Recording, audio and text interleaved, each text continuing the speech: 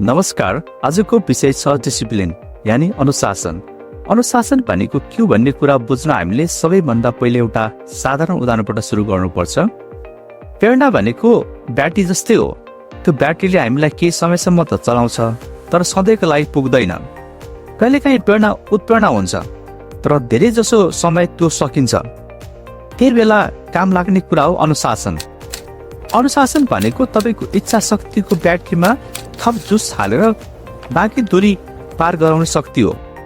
जब तपाईँको मनले भन्छ बस अब पुग्यो, तब अनुशासनले भन्छ अझ एक कदम अगाडि जाउँ। यीहरू सोच्छन् कि अनुशासन भनेको गाह्रो कुरा हो, सबैले गर्न नसक्ने कुरा हो। तर साँचो कुरा के हो भने सबैसँग अनुशासन हुने क्षमता हुन्छ।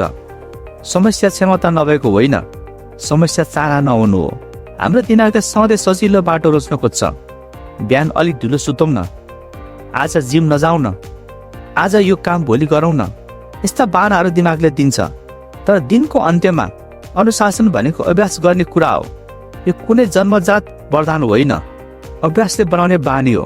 समस्या के छ भने अनुशासन, इच्छा शक्ति, बानी यी सबै कुरा भित्रभित्रै हुन्छन्, देखिँदैनन्, हातले छोइँदैनन्।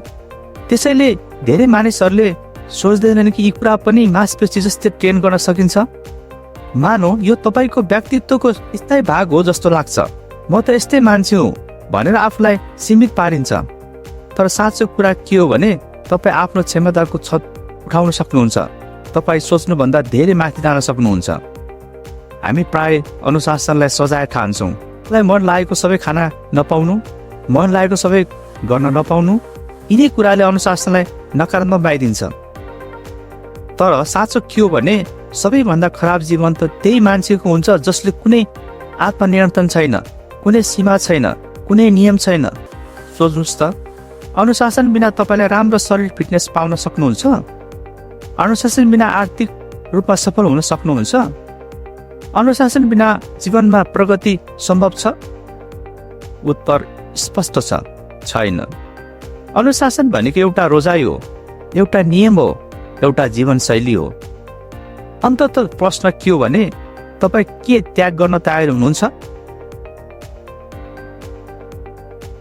तपाईँ आफ्नो भित्रको सबैभन्दा राम्रो संस्कार मेट्न छोड्न तयार हुनुहुन्छ? कसैले आफ्नो लक्ष्य भेट्न सबै कुरा छोड्न पनि तयार हुनुहुन्छ? किनभने उसलाई थाहा हुन्छ टाउकोमा देखिएको सपनालाई हातमा समात्ने पुल एउटै हो, र त्यो पुलको नाम हो अनुशासन। अनुशासन भनेको सजिलो अवस्थामा मात्र अघि बढ्नु होइन। यो कठिनाइ हुँदा पनि, ढिलाइ हुँदा पनि, ध्यान भङ्ग हुँदा पनि, आलस्य हुँदा पनि, नकारात्मक बोल्नेहरू हुँदा पनि अघि बढ्नु हो। अनुशासित व्यक्ति त्यो हो जसको लक्ष्यप्रति अटल जिद्द हुन्छ, जसले हार मान्दैन, जसले दिमागमा देखेको कुरा पुरा नभएसम्म रोक्दैन। साँचो अनुशासन कस्तो देखिन्छ थाहा छ? हामीलाई मन नपर्ने काम पनि मन परे झैँ गर्नु, त्यही हो अनुशासन। अब यहाँबाट जीवन बदल्ने 3 प्रमुख कुरा आउँछ। यदि तपाईँले यी 3 कुरा आफ्नो जीवनमा लागू गर्नुभयो भने तपाईँको चाहेको लगभग सबै कुरा हासिल गर्न सक्नुहुन्छ। पहिलो कुरा, पर्याप्त निद्रा र भोलिको योजना अघिल्लो रात नै बनाउनु। यदि तपाईँ थकित हुनुहुन्छ भने तपाईँ अनुशासित हुन सक्नुहुन्न। यदि तपाईँलाई थाहा छैन भोलि के गर्ने हो भने तपाईँ अनुशासित हुन सक्नुहुन्न। निद्रा जीवनको त्यो अत्यन्त महत्त्वपूर्ण भाग हो जसले हाम्रो ध्यान, सतर्कता, भावनात्मक सन्तुलन सबै रिसेट गर्छ। निद्रा बिना हामी फोकस, मोटिभेसन, मुड कुनै कुरा पुरा गर्न सक्दैनौँ। राम्रो निद्राको सुरुवात रातमा होइन, बिहानदेखि हुन्छ। तपाईँ दिनभरि के गर्नुहुन्छ त्यसले राति कस्तो निद्रा हुन्छ भन्ने निर्धारण गर्छ। राम्रो निद्रा भयो भने दिन राम्रो हुन्छ, दिन राम्रो भयो भने जीवन राम्रो हुन्छ। यदि तपाईँले आफ्नो जीवनको 80% रातमा पर्याप्त र गहिरो निद्रा लिइरहनु भएको छैन भने तपाईँ आफ्नो क्षमताभन्दा निकै तल काम गरिरहनु भएको छ। कम भयो भने सिकाइ कमजोर हुन्छ, प्रतिरक्षा प्रणाली कमजोर हुन्छ। कति घन्टा सुत्ने? 6 घन्टा, 7 घन्टा वा 8 घन्टा? सङ्ख्या फरक हुन सक्छ, तर असली सङ्केत के हो भने अलार्म बिना उठ्दा तपाईँ ताजा महसुस गर्नुहुन्छ कि गर्नुहुन्न? दोस्रो कुरा, गर्नुहुन्न। दोस्रो कुरा समय व्यवस्थापन र ब्लकिङ। दिनलाई उद्देश्यसहित बाँड्नु, विशेष गरी बिहान उठ्ने बित्तिकै सकेसम्म प्राकृतिक प्रकाश लिनु, पानी पिउनु र इमेल सामाजिक सञ्जालबाट टाढा रहनु। बिहान दिमाग सबैभन्दा शक्तिशाली हुन्छ। त्यो समयमा एउटा बौद्धिक रूपमा गाह्रो काम र एउटा शारीरिक रूपमा गाह्रो काम गर्न खोज्नुहोस्। ध्यान दिनुहोस्, 24 घण्टाको हुँदैन, 3वटा अवसर ब्लकको हुन्छ। बिहानदेखि दिउँसो, दिउँसोदेखि साँझ र साँझदेखि सुत्ने बेलासम्म। सबै ब्लकमा समान रूपमा फोकस हुँदैन। आफ्नो प्राकृतिकलाई चिन्नुहोस्। तपाईँ कहिले सबैभन्दा उत्पादक हुनुहुन्छ त्यो पहिचान गर्नुहोस्। बिहान 4 बजे उठ्नै पर्छ भन्ने छैन, तर तपाईँको दिन संरचित हुनै पर्छ। र तेस्रो र सबैभन्दा महत्त्वपूर्ण कुरा, भावनात्मक परिपक्वता। कठिन काम गर्नुहोस्, असुविधा अभ्यास गर्नुहोस्। भावनात्मक परिपक्वता हुनु भनेको तपाईँका भावनाले तपाईँको कार्य तय नगर्ने हो। निन्द्रा नराम्रो भए पनि, मौसम खराब भए पनि तपाईँको आफ्नो लक्ष्य निरन्तरता कायम राख्नुपर्छ। भावनात्मक परिपक्वता अनुशासनसँग सिधा सम्बन्ध छ। अनुशासनले मस्तिष्कको एन्टेरियर मिड सिङ्गुलेट कर्टेक्स बढाउँछ। यो भाग हाम्रो इच्छा शक्ति र जीवनतर्फको चाहनाको केन्द्र हो। तपाईँले नचाहेको काम गर्दा यो भाग बलियो हुन्छ। जस्तो कि तपाईँलाई चिसो पानी मनपर्छ कि छैन भन्ने कुरा फरक पर्दैन, तर जब तपाईँ डर वा अरू केही कठिनाइ बावजुद पनि त्यो गर्नुहुन्छ, मस्तिष्क बलियो हुन्छ।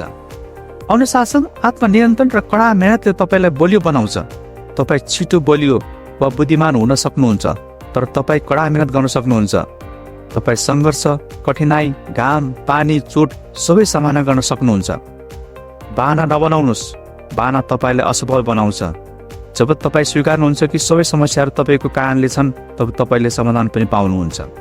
जीवनमा सबैभन्दा ठुलो कुरा के हो भने नछोड्नु। तपाईँ सबैभन्दा छिटो, बलियो र बुद्धिमान नहुन सक्नुहुन्छ, तर यदि तपाईँ कडा मेहनत गर्न तयार हुनुहुन्छ भने तपाईँ अवश्य अगाडि जान सक्नुहुन्छ। कुनै पनि चुनौती वा कठिनाइको सामना गर्दा पहिलो कदम चाल्नु हो। यदि तपाईँ अड्किनु भयो भने तपाईँको जीवन स्थिर हुन्छ। हिँड्न सुरु गर्नुहोस्। दिशा कठिन भए पनि फेरि सुधार गर्न सकिन्छ। अन्तमा जीवनका कठिनाइहरूलाई अवसरको रूपमा हेर्नुहोस्। समस्या तपाईँको नियन्त्रणमा छन् भने समाधान पनि तपाईँको हातमा छ। जब तपाईँ आफ्नो जिम्मेवारी स्वीकार्नुहुन्छ, तब तपाईँ आफ्नो भाग्यको मालिक बन्नुहुन्छ।